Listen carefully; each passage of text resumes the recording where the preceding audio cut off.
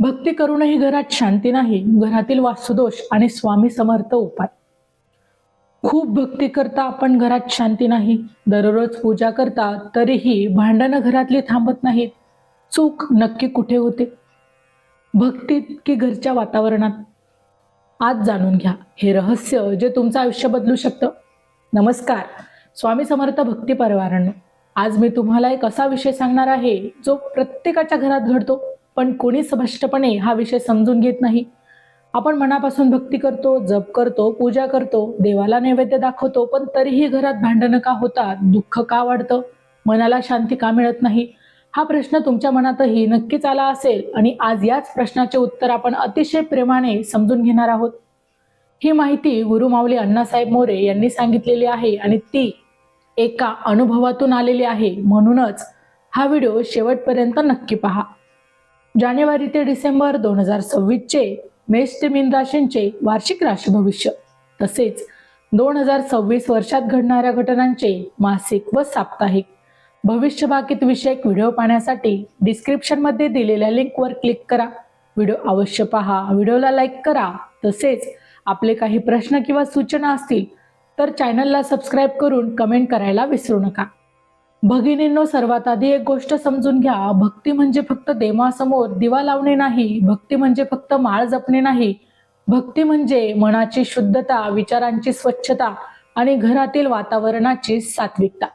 आजकाल आपण काय करतो? सकाळी उठतो, देवाला नमस्कार करतो, माळ जपतो आणि त्यानंतर दिवसभर राग, चिडचिड, मत्सर, बोलण्यात कडवटपणा, घरात एकमेकांची वाईट वागणूक. मग तुम्हीच सांगा, अशी भक्ती पूर्ण कशी होईल? स्वामी समर्थ नेहमीच सांगतात, मन शुद्ध असेल तरच देव जवळ येतो. आता मी तुम्हाला भक्तीचे 3 प्रकार खूपच सोप्या भाषेत या व्हिडिओमध्ये सांगणार आहे. आता यातला पहिला प्रकार आहे बाह्य भक्ती. म्हणजे आपण जे करतो ते, पूजा, आरती, मंदिरात जाणे ही चांगली गोष्ट आहे, पण ही फक्त सुरुवात आहे. चॅनलवर येणाऱ्या प्रत्येक अपडेटसाठी आमच्या वेद भविष्याचा या व्हॉट्सअप चॅनलला फॉलो करा. चॅनलची लिंक डिस्क्रिप्शन मध्ये दिलेली आहे. दुसरा प्रकार आहे मानसिक भक्ती. म्हणजे आपल्या मनात सतत स्वामींचं स्मरण असणं, पण इथे चूक होते. आपण जप करतो पण मनात नकारात्मक विचार असतात, कुणाबद्दल राग असतो, कुणाबद्दल मत्सर असतो. आणि तिसरा आणि सगळ्यात महत्त्वाचा प्रकार म्हणजे कर्मभक्ती. म्हणजे आपल्या घरातील वातावरण, आपले वागणे, आपले कर्म जर हे शुद्ध नसेल तर कितीही जप केला तरी त्याचा पूर्ण परिणाम मिळत नाही. आता तुम्ही विचार करत असाल की मग एवढी भक्ती करूनही घरात भांडण का होतात?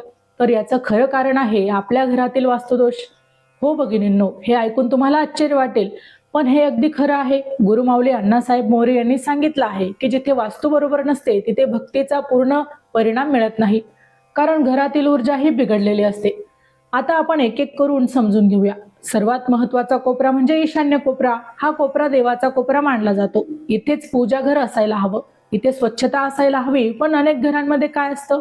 या कोपऱ्यात कचरा ठेवलेला असतो, वॉशिंग मशीन असतं आणि कितीतरी जड वस्तू ठेवलेल्या असतात. यामुळे काय होतं? घरातील सकारात्मक ऊर्जा अडते आणि त्याचा परिणाम म्हणून घरात भांडणे वाढतात आणि मन देखील अस्वस्थ होतं. आता दुसरा कोपरा आहे नैऋत्य कोपरा. हा कोपरा संबंधाचा आहे. नवरा बायकोचं नातं, कुटुंबातील प्रेम या कोपऱ्यावर अवलंबून असतं.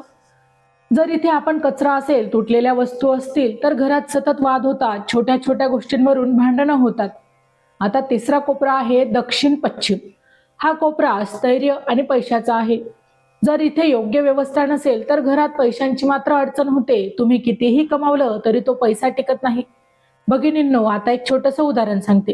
एक बाई रोज स्वामींची खूप सेवा करायची, दिवसाला 100 जप करायची, पण तिच्या घरात सतत सासू सुनेचं भांडण चालायचं, मनाला शांती नव्हती. मग तिने गुरुमाऊलींचा सल्ला घेतला. तेव्हा त्यांनी सांगितलं, तुझ्या घराच्या ईशान्य कोपरा स्वच्छ नाही, तिथे जड वस्तू ठेवलेल्या आहेत, आधी तो कोपरा स्वच्छ कर आणि तिथे स्वामींचा फोटो ठेव. तिने अगदी मनापासून हे केलं. फक्त 15 दिवसात तिच्या घरात शांतता आली. यावरून एक गोष्ट स्पष्ट होते, भक्ती आणि वास्तू हे दोन्ही एकमेकांशी जोडलेले आहेत. फक्त भक्ती करून चालत नाही, फक्त वास्तू करूनही चालत नाही. दोन्ही गोष्टी या संतुलित असायला हव्यात. आता मी तुम्हाला स्वामी समर्थांच्या लीलांमधून एक सुंदर अशी गोष्ट सांगणार आहे. एक भक्त स्वामींकडे आला आणि म्हणाला, बाबा मी रोज जप करतो, पूजा करतो, पण माझ्या घरात सुख नाही. स्वामींनी डोळे बंद करून त्याच्या घराची स्थिती पाहिली आणि म्हणाले, तुझ्या घराचा मध्यभाग बंद आहे, तिथे जड वस्तू ठेवलेल्या आहेत, ते ब्रह्मस्थान आहे. तो मोकळा ठेव. मग त्या भक्ताने घरी जाऊन तो भाग मोकळा केला आणि काही दिवसातच त्याच्या घरात त्याला बदल दिसू लागला. भगिनींनो, आता तुम्हाला काही सोपे उपाय सांगते जे तुम्ही आजपासूनच सुरू करू शकता. यातला पहिला उपाय आहे, रोज सकाळी उठून ईशान्य कोपरा स्वच्छ करा. तिथे पाणी शिंपडा आणि स्वामींच्या फोटोला नमस्कार करा. दुसरा उपाय, घरात तुटलेल्या वस्तू ठेवू नका, त्या लगेचच बाहेर काढा. तिसरा उपाय, रोज संध्याकाळी धूप फिरवा, त्यामुळे घरातील नकारात्मक ऊर्जा निघून जाते. चौथा उपाय, जप करताना फक्त शब्द उच्चारू नका, तर मनापासून स्वामींचे स्मरण करा. आणि सगळ्यात महत्वाची गोष्ट म्हणजे भगिनींनो, घरात प्रेमाने बोला, एकमेकांशी गोड वागा, कारण देव तिथेच वास करतो जिथे प्रेम असतं. आता शेवटी मी तुम्हाला एक छोटीशी सेवा सांगते जी तुम्ही 7 दिवस करा. रोज सकाळी 11 माळ स्वामी समर्थांचा जप, आणि हा जप झाल्यानंतर घरभर फिरून स्वामींचे नाव घ्या आणि मनात प्रार्थना करा, स्वामी माझ्या घरातील सर्व नकारात्मकता दूर करा, आमच्या घरात सुख शांती आणि समाधान द्या. ही सेवा मनापासून करा, तुम्हाला नक्कीच फरक जाणवेल. माझ्या लाडक्या भगिनींनो, लक्षात ठेवा, जास्त भक्ती करूनही दुःख येत असेल तर त्यामागे काहीतरी कारण असतं, आणि ते कारण समजून घेतलं तर उपायही सापडतो. भक्ती सोडायची नाही, पण योग्य पद्धतीने करायची. मन शुद्ध ठेवायचं, घर स्वच्छ ठेवायचं आणि स्वामींवर विश्वास ठेवा. भगिनींनो, आता शेवटी मी तुम्हाला अजून एक महत्वाची गोष्ट सांगते जे अनेक जण दुर्लक्ष करतात आणि त्यामुळे भक्ती करूनही त्यांना पूर्ण फळ मिळत नाही. आपण देवाची पूजा करतो, पण घरात मोठ्यांचा आदर करतो का, हे स्वतःला विचारा. कारण गुरुमाऊली सांगतात, जिथे आई वडिलांचा अपमान होतो तिथे देव कधीही टिकत नाही. तुम्ही कितीही माळ जपा, कितीही आरती करा, पण घरात वडीलधाऱ्यांचा आवाज दाबला जात असेल, त्यांना दुखावलं जात असेल, तर त्या घरात शांतता नाही. तसेच दुसरी महत्वाची गोष्ट म्हणजे अन्नाचा आदर. आपण अनेक वेळा अन्न वाया घालवतो, उगाचच टाकून देतो, पण लक्षात ठेवा, अन्न म्हणजे लक्ष्मीचं रूप आहे.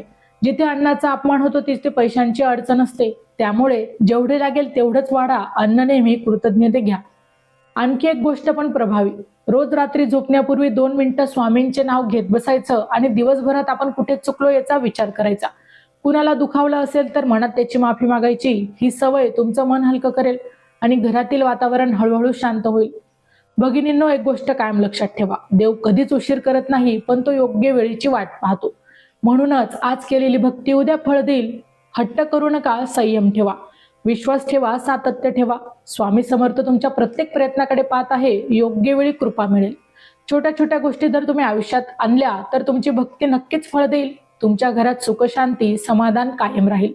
आजचा विषय तुम्हाला कसा वाटला कमेंटमध्ये नक्की सांगा. तुमच्या घरातही अशी समस्या असेल तर हे उपाय करून बघा आणि तुमचा अनुभव शेअर करा. स्वामी समर्थांची कृपा तुमच्यावर आणि तुमच्या कुटुंबावर सदैव राहो.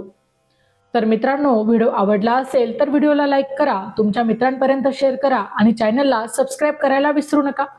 पुन्हा भेटू अशाच एका नवीन आणि प्रभावी विषयासोबत. तोपर्यंत श्री स्वामी समर्थ.